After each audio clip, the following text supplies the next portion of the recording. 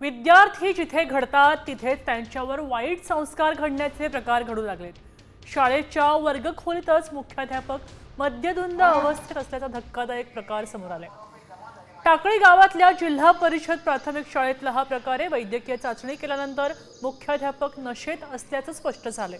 मद्यधुंद अवस्थेत झोपा घेत असतानाच मुख्याध्यापकाचा व्हिडिओ मोठ्या प्रमाणात पसरलेला आहे। त्यानंतर केंद्र प्रमुखांच्या फिर्यादीवरूनच भोकरदन पोलीस ठाण्यामध्ये संबंधित मुख्याध्यापकांवर गुन्हा दाखल केलेला आहे।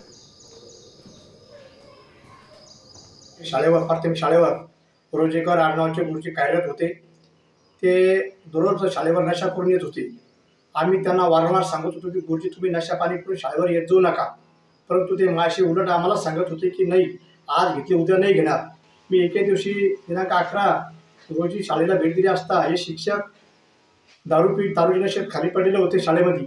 मी त्यांचा फोटो काढून भोकरदन येथील गट शिक्षणाधिकारी सागर साहेबांना पाठवला असता त्यांनी तात्काळ पंचनामा करून पुढील कारवाईसाठी पुढे पाठवले आहे। आता isakal.com आहे देशातील नंबर 1 ची मराठी न्यूज वेबसाईट। प्रत्येक अपडेटसाठी isakal.com ला नक्की भेट द्या।